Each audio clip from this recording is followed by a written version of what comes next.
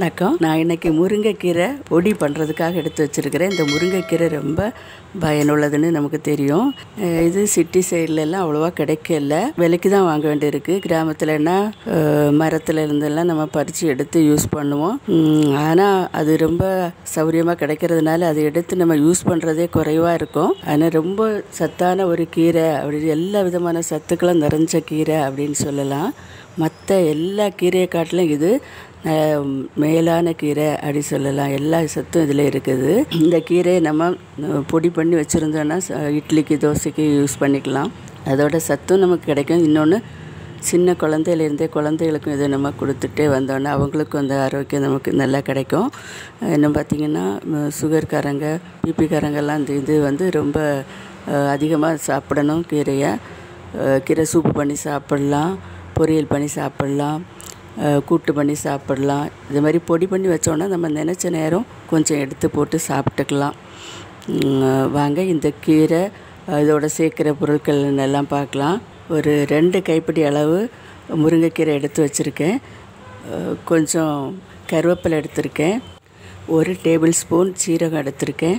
2 table spoon எள்ளு, 2 table spoon அளவு எள்ளு, 1/2 கப்பு கொஞ்சம் குறைவாக தான் எடுத்துருக்கிறேன். இது வந்து வேர்க்கடலை, 3/4 கப் கடலைப்பருப்பு, இல்லை 1/2 கப் உளுந்தம்பருப்பு, 1 டீஸ்பூன் மிளகு, கொஞ்சம் கல்லுப்பு எடுத்துருக்கிறேன், ஒரு 5-6 பீஸு பெருங்காயம், துண்டு பெருங்காயம் அதை எடுத்துருக்கிறேன். இதை சேர்த்துக்கலாம். ஒரு 10-15 மிளகா வத்தல் எடுத்துருக்கிறேன். உங்கள் காரத்துக்கு தகுந்தபடி நீங்கள் வத்தலெல்லாம் சேர்த்துக்கோங்க. இதெல்லாம் எப்படி செய்யலான்னு சொல்லி பார்க்கலாம். இப்போ நான் ஒரு பாத்திரம் அடுப்பில் வச்சுருக்கிறேன். நம்ம எடுத்து வச்ச எல்லா பொருட்களையும் ஃப்ரை பண்ணிக்கலாம். முருங்கைக்கீரையை சேர்த்துக்கிறேன், கருவேப்பிலையும் சேர்த்துக்கலாம். எண்ணெய் சேர்க்காமலேயே வறுத்து எடுத்துக்குவோம். அடுப்பை மீடியம் தீயிலே வச்சுக்கலாம். இப்போ இது வறுத்தாச்சு, இதை தட்டிடலாம். இனி கொஞ்சம் ஆயில் சேர்த்து பருப்பெல்லாம் வறுத்துடலாம்.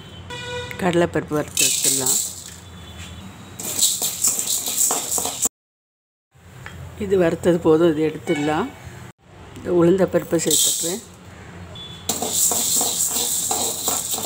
செவக்க வறுத்துடலாம். இப்போ உளுந்து செவக்க ஆரம்பிச்சிட்டு இதை எடுத்துடலாம். நல்ல வாசம் வரும், அந்த நேரத்தில் எடுத்துருவோம். இப்போ எடுத்துடலாம். இப்போ வேர்க்கடலையை லைட்டாக எண்ணெய் சேர்த்து வறுத்துக்கலாம். இப்போ இது வறுத்தாச்சு, இதை எடுத்துடலாம். சீரகம் வறுத்துடலாம்.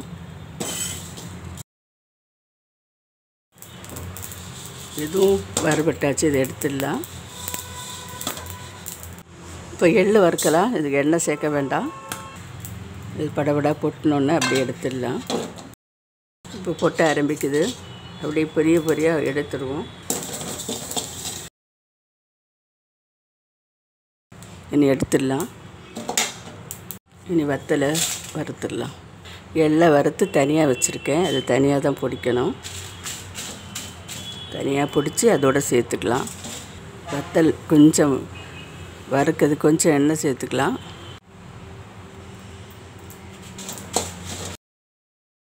வத்தல் எடுத்துடலாம், வறுத்தாச்சு. மிளகு வறுத்துடலாம். இனி உப்பு வறுத்துடலாம்.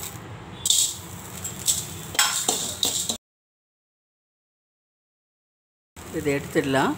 பெருங்காயத்தை பொரித்து எடுத்துக்கலாம். நான் துண்டு பெருங்காயம் எடுத்துருக்கேன். பொடி எடுத்திங்கன்னா லாஸ்ட்டில் போடலாம். இதை பொரிச்சிட்டு எடுத்துடலாம். பெருங்காயம் பொரித்து எடுத்தாச்சு.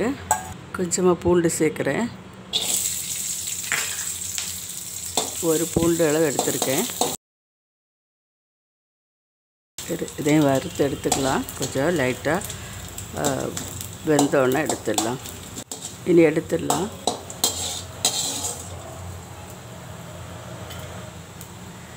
இப்போ எல்லாம் வறுத்தாச்சு. இது எல்லாம் சூடு ஆறணும். சூடு ஆறின பிறகு சேர்த்து பொடிச்சிடலாம். சூடு ஆறியாச்சு. இதை மிக்ஸி ஜாரில் சேர்த்து பொடிச்சிட்டு வந்துடுறேன். ஃபஸ்ட்டில் எள்ளை மட்டும் ஒரு சுற்றி எடுத்துடலாம். அதை எடுத்த பிறகு மற்றதெல்லாம் அரைக்கலாம். இப்போ எள் இது மாதிரி பொடிச்சு எடுத்துகிட்டு ஃபஸ்ட்லேயே ரெண்டாவது கலந்துக்கலாம். இனி இதெல்லாம் சேர்த்து அரைச்சிக்கலாம். இப்போ இது மாதிரி பொடிச்சிட்டேன். இதில் வந்து எள்ளு பொடியை சேர்த்துட்டு மிக்ஸ் பண்ணிக்கலாம்.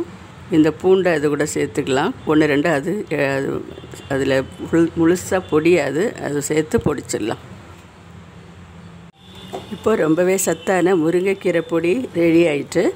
இதுக்கு சேர்த்துருக்கிற எல்லா பொருட்களும் நீங்கள் பார்த்து போடுங்க, ரொம்ப நல்லாயிருக்கும்.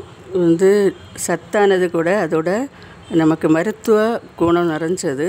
பலவிதமான நோய்கள் இதில் வந்து காணாமல் போயிடும் நம்ம இந்த பொடி யூஸ் பண்ணி சாப்பிட்றதுனால. முழுசாக கீரை சாப்பிட்டா கூட சிலருக்கு ஒத்துக்காது, சிலருக்கு வயிற்றுப்போக்கு வந்துடுது. அப்படிப்பட்டவங்க அந்த மாதிரி கீரை மறுபடி அதை சாப்பிட வேண்டாம், தவிர்த்துருங்க. இந்த மாதிரி பொடி பண்ணி கொஞ்சம் டேஸ்ட் பண்ணி பாருங்கள், அதுவும் செட் ஆகுதான்னு பாருங்கள், பார்த்துட்டு சாப்பிடுங்க. மற்ற எல்லோரும் இதை எடுத்துக்கலாம். இது சாப்பிட்டுட்டு வரும்போது ப்ரெஷர்லாம் அதிகமாக வராமலே இது பாதுகாக்கும். இது வந்து சமச்சீராக வச்சுருக்கோம்.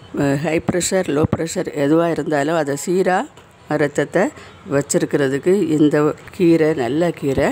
நீங்களும் வீட்டில் இது மாதிரி ஒரு தடவை ட்ரை பண்ணுங்கள், மறக்காமல் கட்டாயம் செய்து பாருங்கள். ஏன்னா இது வந்து சின்ன குழந்தைகள்லேருந்தே நீங்கள் கொடுத்துட்டு வரும்போது நிறைய நோய்கள் பிள்ளைகளுக்கு வராமல் சத்தான ஆகாரம் அந்த உடம்பில் வர்றது மாதிரி நம்ம பார்த்துக்குறோம். இது கிடைக்கல அப்படின்னு சொல்லி ஒதுக்கிடாமல் மார்க்கெட்டில் எல்லாம் கிடைக்கும், வாங்கி நீங்கள் இது மாதிரி யூஸ் பண்ணுங்கள். தனி பொடி கூட நீங்கள் எடுத்து பொடித்து யூஸ் பண்ணலாம். இது வந்து சாதத்தில் பிசைஞ்சு நம்ம சாப்பிட்டுக்கலாம். லைட்டாக எண்ணெய் சேர்த்தோ அல்லது நெய் சேர்த்தோ சாப்பிட்லாம். சூடான சாதத்தில் சாப்பிட்டுட்டு வரலாம். பிளட்டு குறைவாக இருக்கிறவங்க கட்டாயம் யூஸ் பண்ணணும். அயன் சத்தில் ரொம்ப நிறைய இருக்குது, அது மாதிரி நார்ச்சத்து இதில் நிறைய இருக்குது. ஸ்கின்னுக்கு, கண்ணுக்கு, எலும்புக்கு எல்லாத்துக்கும் இது ரொம்ப யூஸ்ஃபுல்லாக இருக்கும். இது இட்லிக்கு, தோசைக்கு பொடியாக யூஸ் பண்ணலாம். பொடி எல்லாருமே விரும்பி சாப்பிடுவாங்க, குழந்தைகளும் விரும்பி சாப்பிடுவாங்க. குழந்தைகளுக்கு கொடுக்குறது இருந்தால் காரம் கொஞ்சம் கம்மி பண்ணியே கொடுங்க. பெரியவங்க சாப்பிட்றதுக்கு பரவாயில்ல, நம்ம காரத்தை கம்மி பண்ணி தான் கொடுக்கணும் குழந்தைகளுக்கு.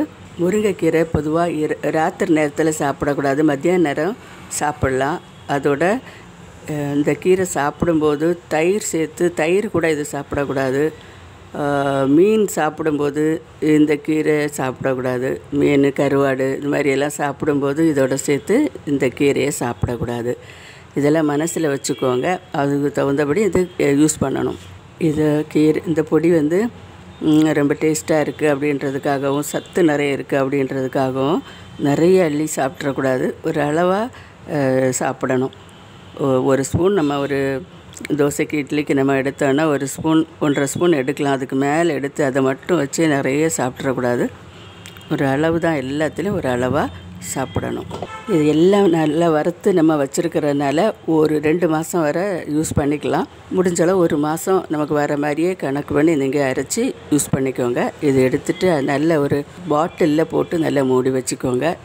அதில் நம்ம எடுக்கும்போது தண்ணியெல்லாம் படாமல் பார்த்துக்கோங்க. ஸ்பூன் போட்டு எடுத்து யூஸ் பண்ணணும். நீங்கள் மறுபடியும் நல்ல ஒரு ரெசிபியோடு நான் உங்களை சந்திக்கிறேன். மறக்காமல் நீங்கள் ட்ரை பண்ணுங்கள், கமெண்ட் பண்ணுங்கள், சப்ஸ்கிரைப் பண்ணுங்கள். நன்றி. God bless you.